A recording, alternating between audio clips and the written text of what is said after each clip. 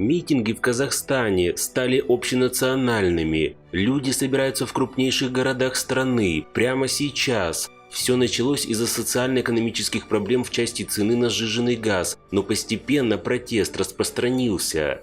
Затем на площадях стали слышны требования отставки правительства. Надо сказать, что уже сейчас, всего за 3 дня, казахстанцы решили все задачи, которые ставили изначально, и даже больше. В итоге комиссия перевыполнила требования протестующих и решила, что цены на газ в Мангистауской области будут ниже, чем до подорожания. Виновный в протестах тоже уже найден. По подозрению в необоснованном увеличении цен на газ задержали директора Жанаозенского газоперерабатывающего завода Нагбергена Тулепова. Президент Казахстана Токаев принял отставку правительства. Временно исполнять обязанности главы правительства будет первый вице-премьер Алихан Смаилов. Члены правительства продолжат работу до утверждения нового состава. Токаев обратился к протестующим. Дорогие соотечественники, вновь обращаюсь к вам проявить благоразумие и не поддаваться на провокации изнутри и извне, эйфории митинговщины и вседозволенности. Призывы атаковать служебные помещения гражданских и военных ведомств являются абсолютно незаконными. Это преступление, за которым может последовать наказание. Власть не падет, но нам нужен не конфликт, а взаимное доверие и диалог. Обращаюсь к молодежи. Не портите свои жизненные пути, не отравляйте жизнь близким. Все законные просьбы и требования с вашей стороны будут внимательно учтены, будут приняты соответствующие решения. Завтра состоится рабочее совещание по всем этим вопросам. Надеюсь на ваше благоразумие. Сейчас на карте и ваше благополучие, и место нашей страны в современном мире. Однако этого оказалось мало казахстанцам, умело воспользовавшихся триггером. Как написал вчера один мой зритель, ассалам алейкум из Казахстана, как гражданин Казахстана могу сказать, что газ – это триггер для народа. Сейчас народ предъявляет за все преступления Шала. Лично я Назарбаева не называю по фамилии, только Шал, так и Путина называю чекистом. Я активно смотрю канал «Хватит молчать». Тоже наблюдаю, как страдает многонациональный народ России. Я верю, светлое будущее все ближе. Казахстан – Алга, Россия будет свободной, написал зритель. На этом фоне оппозиционный политик Мухтар Аблязов, проживающий сейчас во Франции, в соцсетях написал: «Режим пытается нас обмануть. Назарбаев принял решение отправить правительство в отставку, сделав их крайними в ухудшении социально-экономического положения граждан. Смена правительства ничего не поменяет. Именно Назарбаев рулит страной больше 30 лет вместе со своими подельниками, украв у народа сотни миллиардов долларов, сделав народ нищим в богатой стране. Мы не должны верить отставке правительства, обещаниям повысить зарплаты. Многие уже понимают, что наша цель – полная и мирная смена режима, построение демократической парламентской республики, где все богатства будут распределены между народом. Поэтому 5 января в 12:00 мы выходим к городским акиматам по всему Казахстану и требуем отставки Назарбаева и всего его преступного клана». «Шалкет», написал Мухтар Аблязов. В другом посте он добавил: «Кто сказал, что казахи – трусы и рабы? Мы такие же, как американцы, французы, украинцы, армяне, кыргызы и другие народы, которые свергли свои антинародные режимы. Мы можем не только свергнуть режим Назарбаева, но и построить процветающее государство, как в Америке и Европе. Для этого нам надо просто проснуться и объединиться», написал Аблязов и призвал силовиков и военных переходить на сторону народа. Теперь я хотел воспользоваться еще раз сегодняшним эфиром и сделать обращение к полиции, к силовым органам нашей страны. Назарбаев, он улетит из страны на своих самолетах вместе со своими родственниками. У них у всех по несколько самолетов. Но в этих самолетах для вас места нет. Для вас нет места. И завтра все те, кто участвовал в репрессиях против собственного народа, будут наказаны. Это показывает пример Украины, когда полицейские на коленях стояли и просили прощения у народа. И многие из вас просто сядут в тюрьму за то, что они ретиво выполняли приказы Нурсултана Назарбаева. Я еще раз обращаюсь к представителям силовых структур, полиции, ЧС, Комитет национальной безопасности, прокуратуры.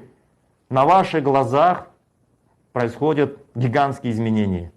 Они произойдут и дальше. Потому что в авторитарной системе власть гасит любую инициативу, гасит митинги. Нет свободной прессы, нет телевидения. И сама власть не знает о нуждах власти. Они оторваны от реальности.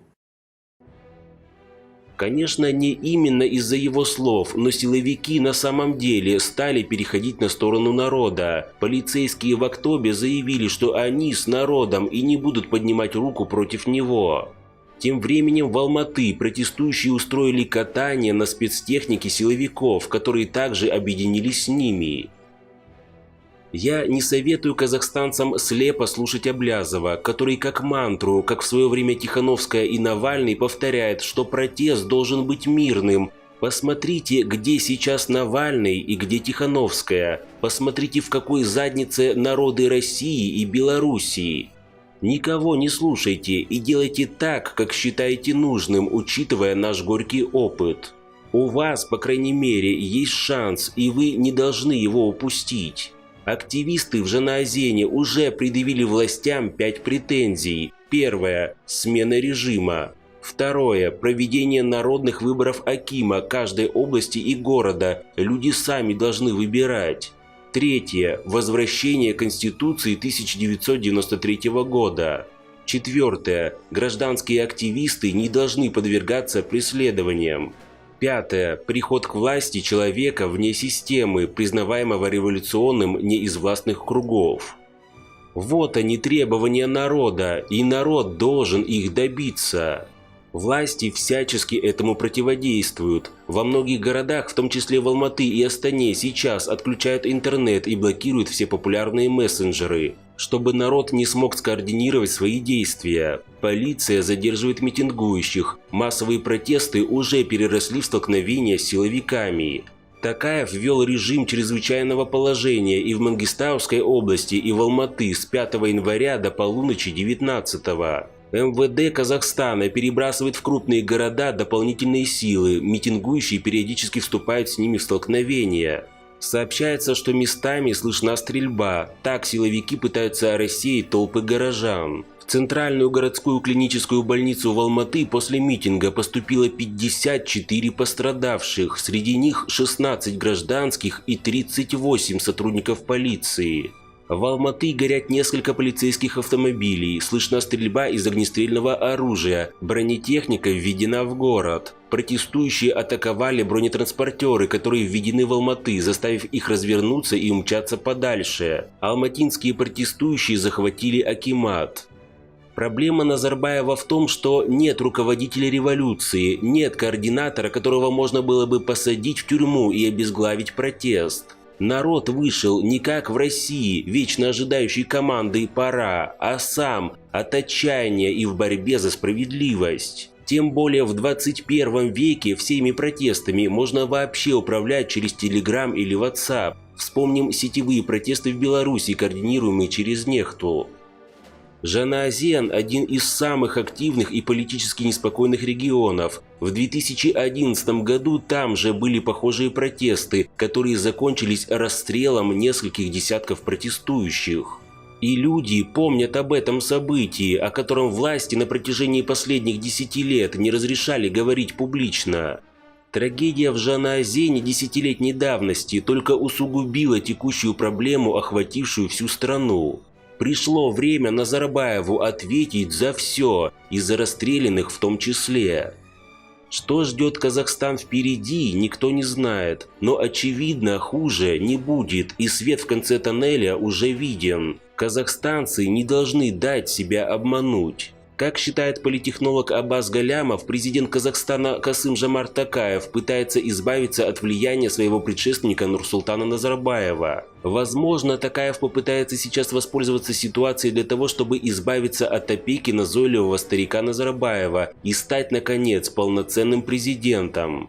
Теоретически это возможно. Во всяком случае, в Румынии основные плоды народного восстания против Чаушеску достались в свое время именно второму-третьему эшелону членов правящей компартии. Интересно, как будет теперь выпутываться сам Токаев? Подавлять протесты силой, подпортить и без того недемократическую репутацию в глазах Запада, а это нежелательно с учетом инвестиционных проектов, завязанных на последнем. Да и в целом противоречит многовекторной политике казахской элиты с лавированием между Россией, Европой и Китаем. Чем может обернуться разрыв с Европой, все хорошо видели на примере Лукашенко, ставшим изгоем и вынужденным лечь под Путина.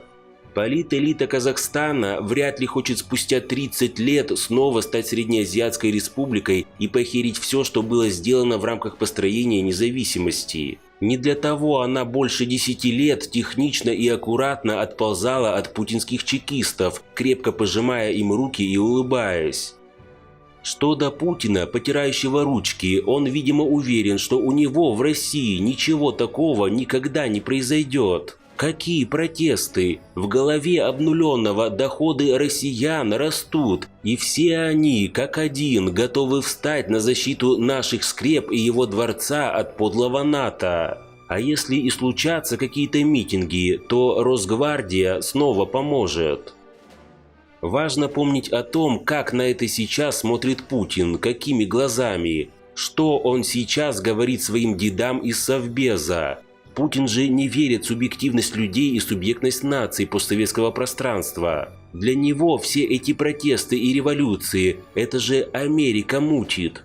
Америка подрывает его, Путина, границы, его могущество. Крушит, так сказать, его сферы влияния. Он во всем этом видит спецоперации Америки. Вот Путин сейчас на полном серьезе думает, что это ответочка из Америки прилетела на его действия близ украинских границ, на спровоцированный миграционный кризис в Беларуси и на все эти ультиматумы по вопросу расширения НАТО. Америка нам гадит. Вот что сейчас в параноидальных мозгах старого получекиста на каблуках.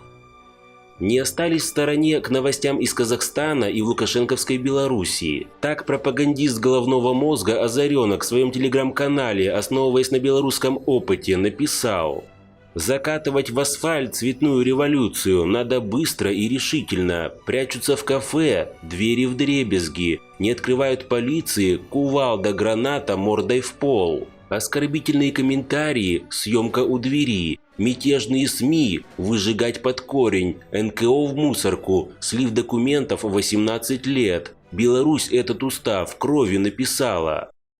Силовики Казахстана, держитесь, давите эту плесень, вы воины света.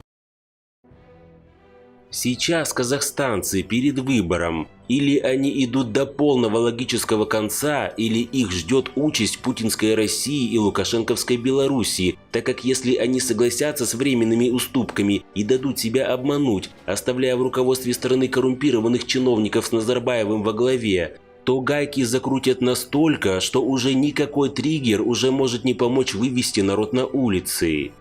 О том, что будет с народом Казахстана, если он остановится, написал Озаренок в своем канале. Напомним алгоритм подавления цветной революции в Белоруссии: жесткий разгром Блицкрига, митинг сторонников президента, уголовное дело на Координационный совет, вызов каждого в Следственный комитет и прокуратуру, локализация оппозиционных шествий, точечный захват координаторов, полное переформатирование работы СМИ в наступательно-радикальный формат. Митинги сторонников власти по всей стране, участвует больше 3 миллионов человек. Вытеснение протестующих центральных улиц во дворы, полное угасание протестов. После этого, засучив рукава, полная зачистка всей антигосударственной контркультуры, СМИ, НКО, фонды. Точечная работа по нейтрализации радикалов. Альтернатива будущего, диалоговые площадки, ВНС, реформы Конституции. Чистки государственного аппарата. А уступки, отставки правительства, игра в поддавки – прямой путь в погибель и страны, и лидера, и нации, написал белорусский пропагандист. В общем, казахстанцы в ближайшие дни могут не только изменить свою судьбу и историю, но и дать пример как белорусам, так и россиянам.